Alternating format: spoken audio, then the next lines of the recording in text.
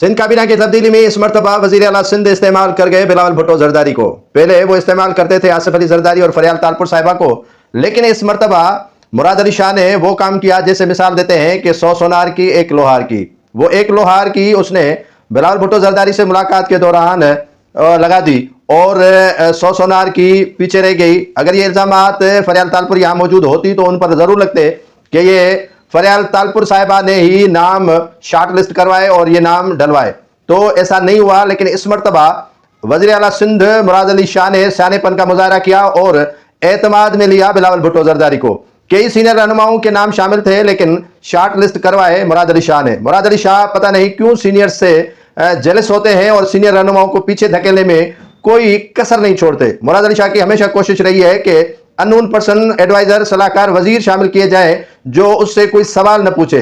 आप सिंध काबीना में सिवाय एक आधे के जो येस मैन और फ्रंट मैन है मुराद अली शाह के, उनके सिवा बाकी कोई भी न वजीर, न मशीर, न ओएसडी, न स्पेशल असिस्टेंट के तौर पर मुकर्रर किया गया है यहाँ सिंध काबीना में। तो ये जो सिंध काबीना में आपके सामने तब्दीली बराए नाम नजर आई, उनमें कई अहम रहनुमाओं के नाम शार्ट लिस्ट कर दिए गए। जैसे मलक असद सिकंदर के बेटे का नाम शामिल था, मलक सिकंदर का, लेकिन उसकी जगह पर जो ज्ञानचंद इसरानी है गालबन, वो उनकी जगह ले गए।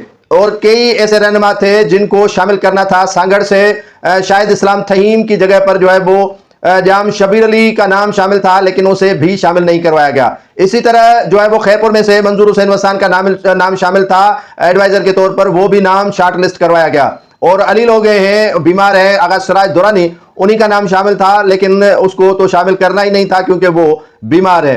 उन्हीं की जगह पर इम्तियाज अहमद शेख का भी नाम शामिल था, लेकिन वो भी नाम जो है वो शार्ट लिस्ट कर दिया गया।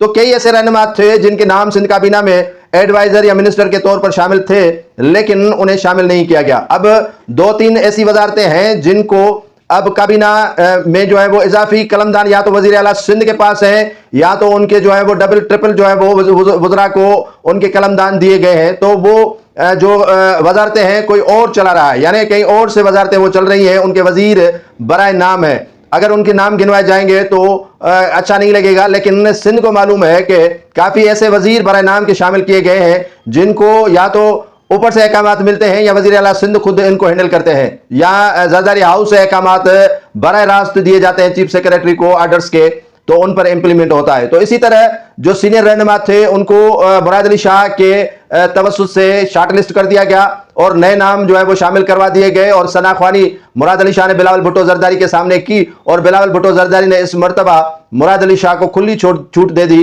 तो मुराद अली शाह ने देर ही नहीं की और वो मिसाल मुराद अली शाह पर ही जचता है कि 100 सोनार की एक लोहार की।